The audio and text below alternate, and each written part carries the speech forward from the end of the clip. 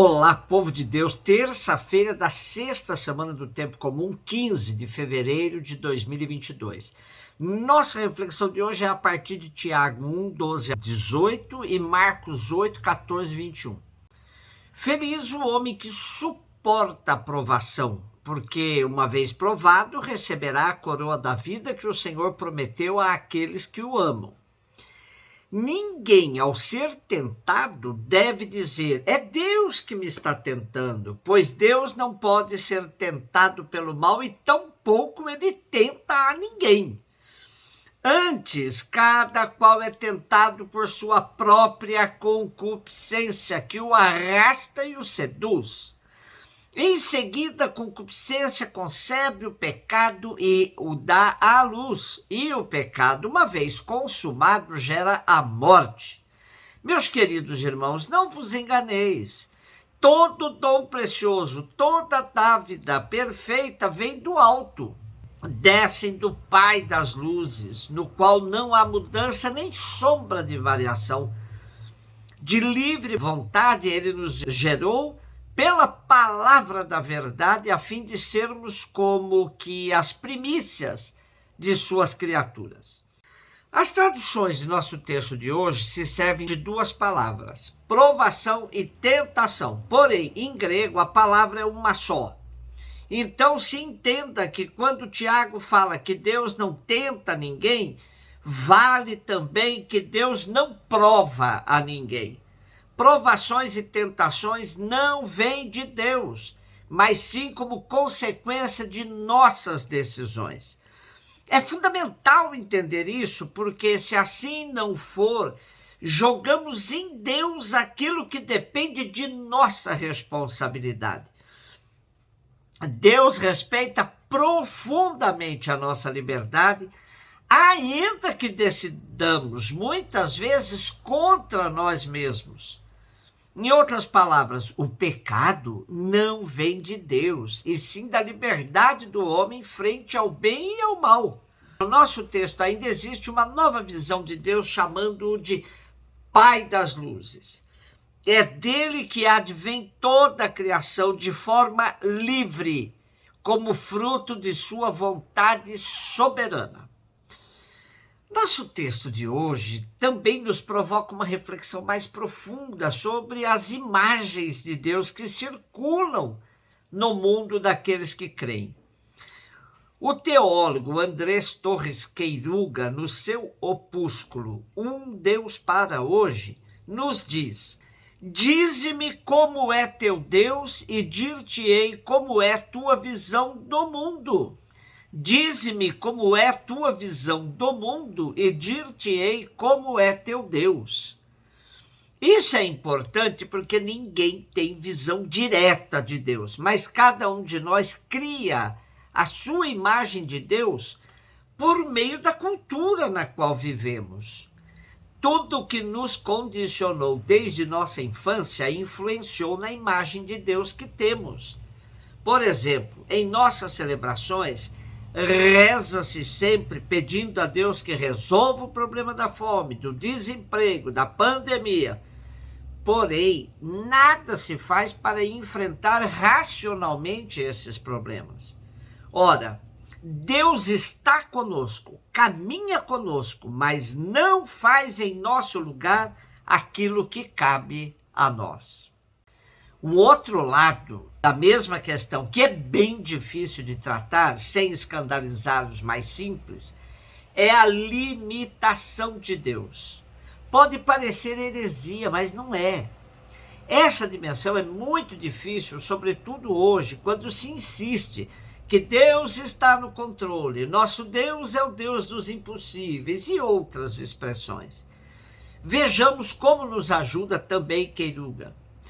Um mundo em revolução não pode realizar-se sem choques e catástrofes. Uma vida limitada não pode escapar ao conflito, à dor, à morte. Uma liberdade finita não pode excluir de antemão a situação limite da falha e da culpa. Dada a sua decisão de criar, Deus não pode evitar essas consequências na criatura, porque equivaleria a anular com uma mão o que teria criado com a outra. Se não entendemos isso, podemos cair na loucura de dizer que, se Deus quiser, ele acaba com a fome, com a pandemia, com todos os nossos problemas. E se ele não acaba com tudo isso, é porque não quer. Vista a enormidade dos males que aflige o mundo, um Deus que, podendo, não os elimina, acaba por força aparecendo como um ser mesquinho e insensível, indiferente e até mesmo cruel. Podemos cair também num absurdo, que somos melhores que Deus, pois, se tivéssemos o poder que ele tem, resolveríamos todos os problemas da humanidade. Bom, teremos a chance de voltarmos a esse tema tão importante. Porém, gostaria de deixar uma pergunta no ar. Qual é a imagem de Deus que você tem? Marcos 8, 14 e 21. Os discípulos tinham se esquecido de levar pães. Tinham consigo na barca apenas um pão. Então Jesus os advertiu: prestai atenção, tomai cuidado com o fermento dos fariseus e com o fermento de Herodes. Os discípulos diziam entre si: é porque não temos pão. Mas Jesus percebeu e perguntou-lhes: por que discutis sobre a falta de pão? Ainda não entendeis e nem compreendeis? Vós tendes o coração endurecido? Tendo olhos, vós não vedes, tendo ouvidos, não ouvis? Não vos lembrais de quando reparti 5 pães para 5.000 pessoas? Quantos cestos vós recolhestes cheios de pedaços? E eles responderam 12. E Jesus perguntou: e quando reparti 7 pães com 4.000 pessoas, quantos cestos vós recolhestes cheios de pedaços? E eles responderam: 7. Jesus disse: e vós ainda não compreendeis? O relato da partilha dos pães está presente em todos os evangelhos. E em Marcos temos 2 versões com algumas variantes, tais como a sobra de 12 cestos na primeira, 7 na segunda. Também na primeira versão, Marcos fala de 5.000 saciados, na segunda, mais ou menos 4.000. Porém, há biblistas que dizem ser um evento só com 2 versões em Marcos. No episódio de hoje, estamos mais uma vez com os discípulos e dentro de uma barca com Jesus. A preocupação dos discípulos por não terem acumulado pão quando da partilha leva Jesus a alertá-los sobre o perigo que eles corriam de se deixar fermentar pela ideologia dos fariseus, e aqui também Jesus acrescenta o fermento de Herodes.